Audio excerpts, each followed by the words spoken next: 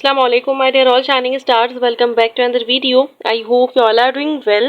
So आज की video में हम लोग प्रैक्टिकल सेंटर कॉम्प्रिहेंसिव पेपर का सेक्शन बी कर रहे हैं। ये सेकेंड ईयर बॉटनी का पेपर है और इसमें बॉयज़ एंड गर्ल्स दोनों के शॉर्ट क्वेश्चन आंसर्स मिक्स्ड हैं।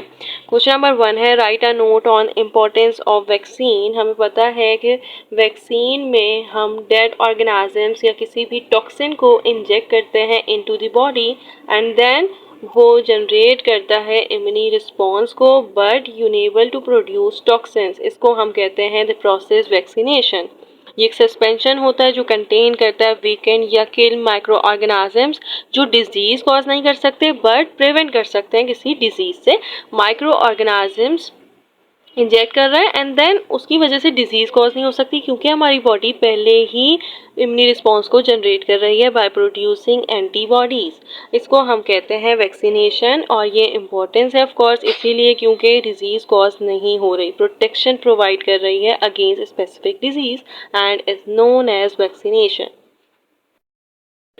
नेक्स्ट क्वेश्चन है define gene and genetic codes, draw chart of RNA codes. Of course हमें पता है कि basic structure and functional unit है हेरिडिटी का जो ट्रांसफ़र हो रहा होता है from parents to offspring and of course ये जो इन्फॉर्मेशन है, ये जो जेनेटिक इन्फॉर्मेशन है, ये in the form of codes transfer हो रही होती है जिसको हम कहते हैं जेनेटिक कोड्स।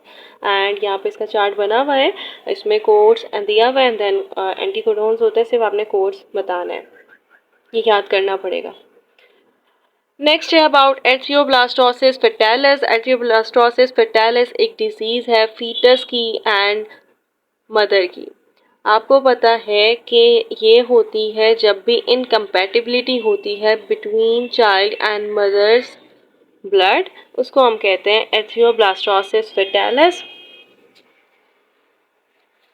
ये जब अकर होता है जब RH नेगेटिव वुमेन मैरी करती है with RH positive man and of course RH positive एक डोमिनेंट जीन होती है। तो जब भी हम ये बात करते हैं ना कि RH नेगेटिव वुमेन मैरी कर रही है विद RH पॉजिटिव, तो जो फीटस होगा वो RH पॉजिटिव होगा। इसकी वजह से इनकम्पैटिबिलिटी हो जाएगी ब्लड ग्रुप में between mother and the foetus. Foetus RH positive है, मदर RH नेगेटिव है। पहले चाइल्ड को कोई मसला नहीं होता लेकिन सेकेंड थर्ड चाइल्ड में चांसेस इंक्रीज हो रहे होते हैं एथियोब्लास्टोसिस फेटालिस के। इसमें एथियोब्लास्टोसिस का मतलब है कि हेमोलाइसिस हो रही होती है RBCs की फीटस में। तो यहाँ पे हम सिर्फ यही बात करते हैं कि फर्स्ट चाइल्ड में कोई मसला नहीं होता लेकिन फर्स्ट चाइल्ड की डिलीवरी में एंटीजन जो है ना फीटस की वो चली जाती है मदर की बॉडी में एंड देन वो एंटीबॉडीज़ बना लेती हैं। देन सेकंड चाइल्ड होता है वो RH पॉजिटिव होता है तो वो जो एंटीबॉडीज़ हैं वो जाती हैं और फीटस के RBCs को डिस्ट्रॉय कर देती हैं जिसकी वजह से ये सिवियर एनीमिक बच्चा हो सकता है एंड देन अबॉर्शन भी हो जाता है या फिर फीटस की डेथ भी हो सकती है। तो ये होता है एथियोब्लास्टोसिस फेटालिस और ये होता है by incompatibility of blood group between the mother and the fetus. Next question है write a note on genetic drift. तो ये चेंजेस होती हैं एलिक फ्रीक्वेंसी में in population from generation to generation और इसमें टाइप्स होती हैं बॉटल नेक इफेक्ट और फाउंडर इफेक्ट। ये हम बहुत दफ़ा कर चुके हैं डिटेल में। जेनेटिक ड्रिफ्ट का मतलब है कि कोई चेंज आ गया है एलिक फ्रीक्वेंसी में और ये चेंज आया है किसी वजह से, लाइक ऐसा हम ये कहते हैं कि वेरिएशन आ चुकी है लेकिन ये हमारी तो नेचुरली नहीं आई है, किसी वजह से आई है, कोई भी वजह से। अब यहाँ पे अर्थक्वेक आ गया, कोई फ्लड आ गया, कोई वोल्केनो इरप्शन हो गई, तो इसकी वजह से जो इफेक्ट आ रहा है, जो वेरिएशन आ रही है, इसको हम कहते हैं genetic drift. Bottleneck effect भी यही होता है और फाउंडर इफेक्ट होता है। This kind of genetic drift एक न्यू स्मॉल पॉपुलेशन सेपरेट हो जाती है from larger one due to some geographical और physical barriers and then of course वो जब सेपरेट हो गई है तो वो फिर अपने स्टार्ट करेगी रिप्रोड्यूसिंग, उसकी वजह से ये चेंजेस आ जाती हैं एलेलिक फ्रीक्वेंसी में। नेक्स्ट क्वेश्चन है describe evidence from molecular biology. So molecular biology concern करती है with the study of the molecules of cell and its organelles. Molecules of cell and its organelles, आपको पता है प्रोकैरियोट्स एंड यूकैरियोट्स में हम देखते थे कि इनमें क्या रिजेंबल करते हैं, कौन कौन सा ऑर्गेनील्स है। तो हमने माइटोकॉन्ड्रिया एंड क्लोरोफिल के पढ़ा था कि बैक्टीरिया के पास अपना DNA होता है, दैट्स वाई हम अपनी प्रोटीन खुद बना सकते हैं, लेकिन यूकेरियोट्स में अगर हम बात करें तो माइटोकॉन्ड्रिया के पास भी अपना डीएनए होता है, वो 50% अपने ऊपर डिपेंड करता है, 50% दूसरे पे ऑटोनॉमस होता है। क्लोरोफिल के पास भी अपना डीएनए होता है। दैट्स वाई हम ये कहते हैं कि रिजेम्बलेंस है प्रोकैरियोट्स एंड यूकेरियोट्स में। दैट्स वाई हम ये कहते हैं कि प्रोकैरियोट बैक्टीरिया को कहते हैं, तो यूकेरियोट्स ड्राइव्ड हुए फ्रॉम दी प्रोकैरियोट्स। ये है मॉलिक्यूलर बायोलॉजी, और इससे हम ये कंसर्न करते हैं कि इन दोनों में ज़रूर रिजेम्बलेंस है। नेक्स्ट क्वेश्चन है डिफरेंशिएट बिटवीन। सो ये हेट्रोक्रोमेटिन एंड यूक्रोमेटिन में आपने डिफरेंस देना है। हेट्रोक्रोमेटिन हाईली कंडेंस होता है जबकि यूक्रोमेटिन नॉन कंडेंस होता है। इसके पास हेट्रोक्रोमेटिन के पास 4 जीन्स होती हैं जबकि इसके पास यूक्रोमेटिन के पास रिचर जीन्स होती हैं। लाइक ये जो अगर हम बात करें हेट्रोक्रोमेटिन या यूक्रोमेटिन, तो ये आपको डीएनए में मिल जाएगा। ये एक्सप्रेशन में टेक पार्ट करता है, जीन एक्सप्रेशन में।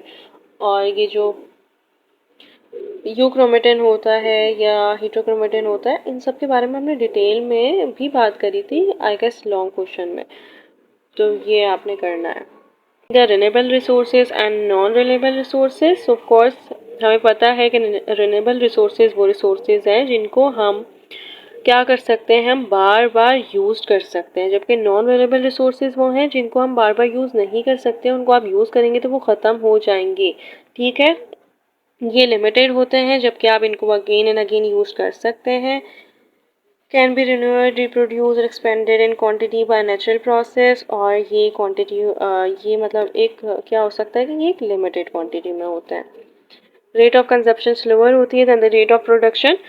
जैसे कि हम बात करते हैं वाटर की, फॉरेस्ट की, जबकि नॉन रिन्यूएबल रिसोर्सेज में हम फॉसिल फ्यूल्स के बारे में बात करते हैं। हमें पता है पेट्रोल, गैस, इन सब के बारे में बात करते हैं, कोल है।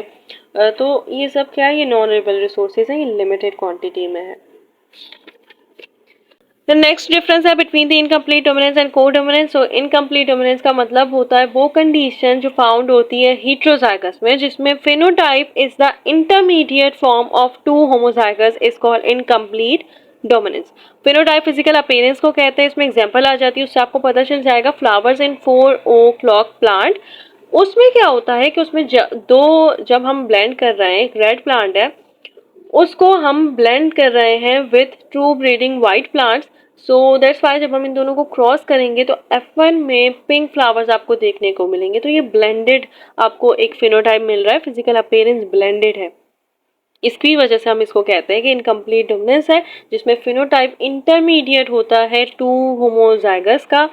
पिंक कलर आपको मिल रहा है बाय सेल्फ फर्टिलाइजेशन, और ये बाय प्रोड्यूस हो रहा है red and white flowers.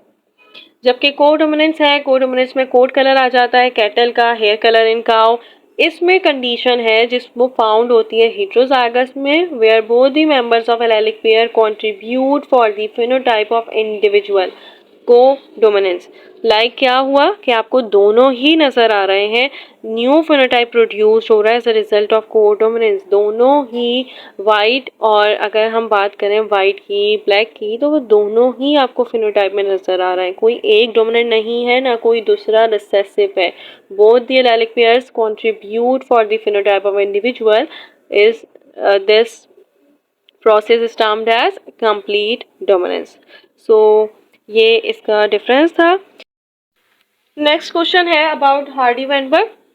Define Hardy Weinberg law और प्रूफ करना इसकी इक्वेशन को। हार्डी वेनबर्ग थ्योरम आपको पता होगा, इसमें कहा जाता है कि under stable conditions constant conditions होनी चाहिए, then allelic frequencies and their genotypes remain constant generation after generation. Like under stable condition हमेशा एलेलिक फ्रीक्वेंसीज और उनके जीनोटाइप कांस्टेंट रहते हैं, उसमें कोई भी चेंज नहीं आता है। इस इक्वेशन को हम कहते हैं binomial expression, P plus Q और उसके ऊपर होल स्क्वायर होता है। P क्या है, फ्रीक्वेंसी ऑफ वन एलील है, एंड Q क्या है, फ्रीक्वेंसी ऑफ अनदर एलील है। इसको हम कह रहे होते हैं हार्डी वेनबर्ग इक्विलिब्रियम, जिसमें हम अबाउट बात करते हैं। आपने अलजेब्रा में पढ़ा होगा कि P plus Q whole square is equal to P square plus 2PQ plus Q square is equal to 1। So ये इक्वेशन होती है और ये इक्वल होता है 1 के। यहाँ पे सिर्फ और सिर्फ हमने यही हार्डी वेनबर्ग लॉ को डिस्कस करना है। अगर आप इतना नहीं भी लिखना चाहते तो आप सिर्फ और सिर्फ हार्डी वेनबर्ग का इंट्रोडक्शन दिएगा, स्टेटमेंट लिखिएगा एंड देन एक एग्जाम्पल करके दे दिएगा, जिसमें आपने कोई भी एलीज ले लेनी है। अगर आप लेना चाहते हैं PQ पी को तो वो 0.9 ले लिएगा एंड क्यू 0.1 ले लिएगा, तो उसकी वजह से आपके पास एक स्टेबिलिटी आ जाएगी 1। इसको हम कहते हैं genetic equilibrium.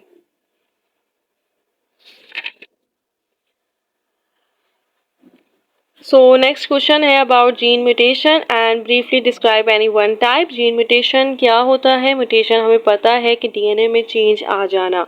mutation occur in a specific gene and a specific genetic codes for location of a gene change on chromosomes। इस टाइप को हम कहते हैं gene mutation के DNA में change आ रहा है।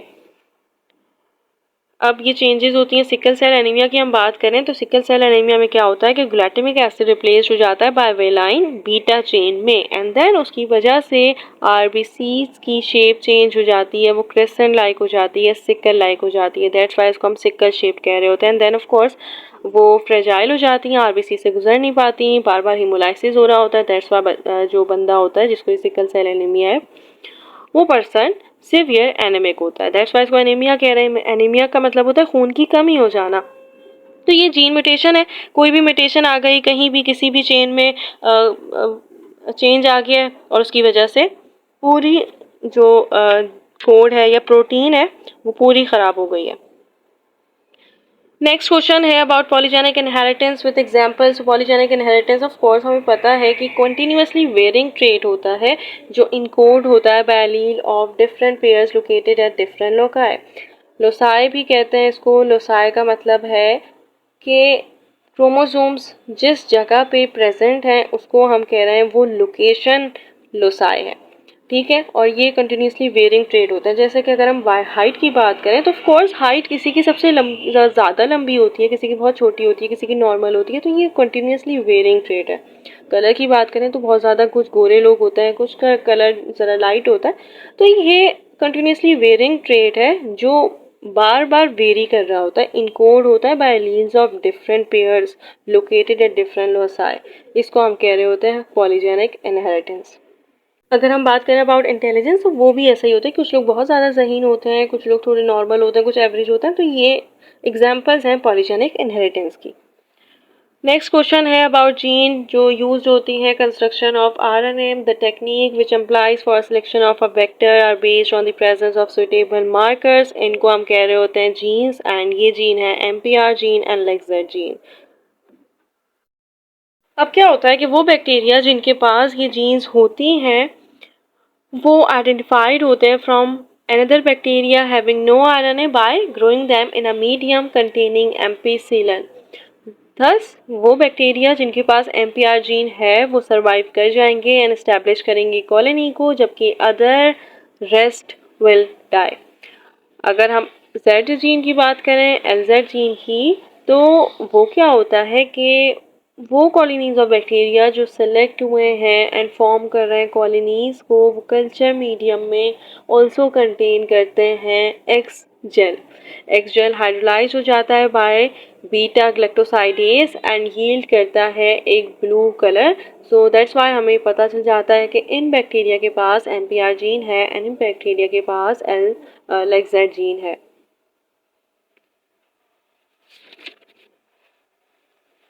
Next question है write a note on restricted enzymes। So these enzymes are also known as restriction enzymes और commonly used होते हैं DNA molecular seizures में because ये break down करते हैं phosphodiester bond को at a specific sequence of nitrogenous base to cut the DNA at sites called restriction enzyme।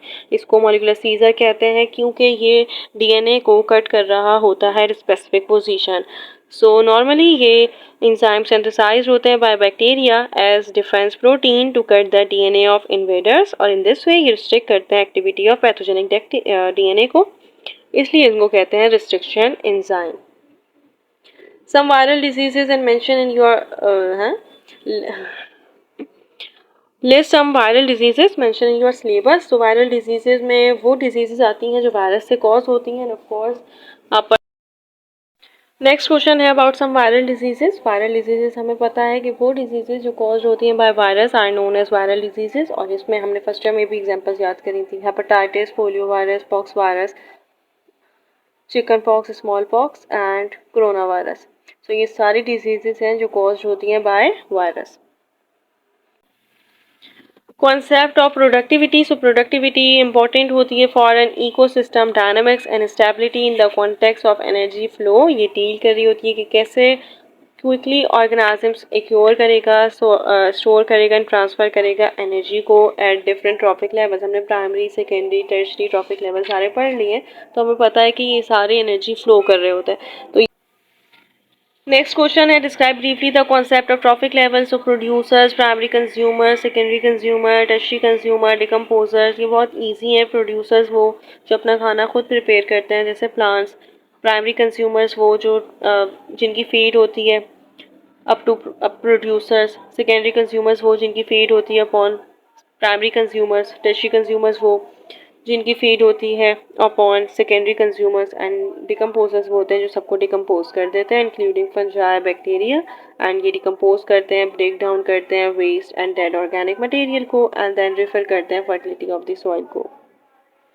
Next question है, how hemophilia is common in male. Of course male को एक ख़राब gene चाहिए होती है हीमोफीलिया के लिए, जबकि फीमेल के पास अगर एक ख़राब जीन आ भी गई है तब भी क्या होगा, वो कैरियर होगी, वो हीमोफिलिक नहीं कहलाई जाएगी। दैट्स वाई हम ये कहते हैं कि वाई क्रोमोसोम इनर्ट होता है फॉर दिस ट्रेट और मेल को नीड होती है only one gene controlling for this trait. That's why ये कॉमन होता है मेल में as compare to female. Describe the process of denitrification. So of course denitrification by nitrifying bacteria होता है and denitrifying bacteria present होते हैं soil में। ये reduce करते हैं soil fertility को by reversing the process of nitrification। क्या करते हैं बैक्टीरिया, ब्रेक डाउन करते हैं नाइट्रेट्स को एंड देन रिलीज कर देते हैं नाइट्रोजन। कैसे एक प्रोसेस होता है, नाइट्रेट्स कन्वर्ट होता है इनटू नाइट्राइट्स कन्वर्ट होता है नाइट्रिक ऑक्साइड में, नाइट्रिक ऑक्साइड कन्वर्ट होता है नाइट्रस ऑक्साइड में and then nitrogen gas release हो जाती है। वाइल जो ऑक्सीजन है वो ये यूज़ करते हैं अपनी रेस्पायरेशन के लिए। दैट्स वाई ये डीनाइट्रिफिकेशन होती है। ऑफ कोर्स ये नाइट्रोजन को एनवायरनमेंट में रिलीज कर रहा है, इसकी वजह से सॉइल की फर्टिलिटी डिक्रीज ही होगी। नाइट्रिफिकेशन में नाइट्रीफाइंग बैक्टीरिया सॉइल की फर्टिलिटी को इंक्रीज करते हैं क्योंकि वो नाइट्रोजन को सॉइल में दे रहे होते हैं। ठीक है, सो टेस्ट क्रॉस है। ये टेस्ट क्रॉस क्यों होता है, इसकी इंपॉर्टेंस क्या होती है, इसकी वजह से हमें पता चल रहा होता है कि पेरेंट होमोजाइगस है या हेटेरोजाइगस है। फिनोटिपिकली का मतलब है कि फिनोटाइप हो, उसका physical appearance dominant individual fertilized होते हैं with the homozygous recessive individual is known as test cross. इसमें टॉल और डार्क को हम क्रॉस करवाते हैं एंड देन 100% टॉल प्लांट्स हमें मिल गए। कैसे टॉल प्लांट्स में हमें 100% मिले, क्योंकि जो पेरेंट प्लांट था वो होमोजाइगस था। जबकि अगर हम हेटेरोजाइगस टॉल की बात करें एंड डॉर्फ, तो ऑफ कोर्स रिसेसिव में ही ड्राफ होगा। अगर एक भी कैपिटल टी आ गया तो वो टॉल होगा। तो यहाँ पे जब हम स्मॉल टी डार्फ ले रहे हैं और हेटेरोजाइगस टॉल ले रहे हैं तो हमारे पास 50% टॉल हमें रिजल्ट में मिल रहा है एंड 50% डॉर्फ प्लांट मिल रहा है। तो ये होता है टेस्ट क्रॉस, जिसकी वजह से हमें होमोजाइगोसिटी और हेटेरोजाइगोसिटी पता चल रही होती है पेरेंट प्लांट की। नेक्स्ट क्वेश्चन है about tissue culture. So tissue culture of course हम बहुत दफ़ा पढ़ चुके हैं, ये बहुत इजी है। टिश्यू कल्चर में हम कोई भी टिश्यू लेते हैं एंड देन उसको एक अलग एनवायरनमेंट में न्यूट्रिएंट्स वगैरह वहाँ पे होते हैं, ग्रो करवाते हैं और वो ग्रो हो भी जाता है इन अनदर प्लांट। इसको हम कहते हैं टिश्यू कल्चर। ये इन्वॉल्व करता है आइसोलेशन ऑफ सेल्स और tissues from a living organisms, providing them with the necessary nutrients, growth factors and condition to support their growth. Callus वगैरह है, केयरलेस हम बहुत दफ़ा कर चुके हैं। इसकी डेफिनेशन भी आई थी कि most of unorganized and undifferentiated cells जो अराइज होते हैं from the plant culture is in vitro. So callus के बारे में हम पहले भी डिस्कस कर चुके हैं। जो कल्चर सेल्स होते हैं वो डिवाइड होते हैं एंड फॉर्म करते हैं कुछ अनऑर्गेनाइज्ड अनडिफरेंशिएटेड कैलस जो फॉर्म करता है रूट्स एंड शूट्स को, of course with fully differentiated sales. That's why हम इसको कैलस कह रहे होते हैं क्योंकि ये अनडिफरेंशिएटेड अनऑर्गेनाइज्ड होता है। नेक्स्ट क्वेश्चन है, give the names of enzymes involve in replication of DNA along with their brief function. ये एक चार्ट आपकी बुक में बना हुआ है, वो भी देख सकते हैं और वो चार्ट भी बना सकते हैं। There is no need to worry. इसमें डीएनए सिंथेसिस होता है, ऑफ कोर्स जो सिंथेसिस कर रहा है लीडिंग और लीडिंग स्ट्रैंड की। पॉलीमरेज 2 होता है जो एलिंगेशन ऑफ फ्रेगमेंटेड डीएनए में हेल्प करता है। प्राइमेस लाइगेस है, लाइगेस नेम से पता चलता है कि जॉइनिंग में ओकाजाकी फ्रेगमेंट्स होता है जिनकी जॉइनिंग हो रही होती है लीडिंग स्ट्रैंड में। सो वो जो ओकाजाकी फ्रेगमेंट्स की जॉइनिंग हो रही है वो with the help of ligase हो रही है। प्राइमेस, सो प्राइमेस का क्या मतलब है कि ये हेल्प करता है to join RNA nucleotide to make primer. Primase primer से निकला है। पॉलीमरेज 1 का मतलब है परफॉर्म करता है फंक्शन, रिप्लेस करता है डीएनए आरएनए प्राइमर को bye DNA nucleotide. So that's it. I hope कि आपको सारे समझ आ गए होंगे शॉर्ट क्वेश्चन आंसर्स। ये काफ़ी कम थे शॉर्ट क्वेश्चन आंसर्स और ये मोस्ट इंपॉर्टेंट है फॉर योर बोर्ड एग्जाम्स 2024। आपने ये सारे क्वेश्चन आंसर ज़रूर करने हैं, मॉडल पेपर ज़रूर करना है एंड पास्ट पेपर्स को भी देख लेना है। ऑफकोर्स आपकी न्यू बुक है लेकिन फिर भी पास्ट पेपर्स को आपने देख लेना है एंड कुछ प्रीलिम्स पेपर को भी ज़रूर फॉलो करना है। शॉर्ट क्वेश्चन आंसर्स हम कर चुके हैं और हमने MCQs भी कर लिए हैं बॉयज़ एंड गर्ल्स दोनों के पेपर के। अब इंशाल्लाह हम लॉन्ग करेंगे एंड उसके बाद मैं सोच रही हूँ कि मैं आपको केमिस्ट्री के भी सॉल्व करवा दूँ। So, Allah Hafiz, all the best to all of you for your board exams.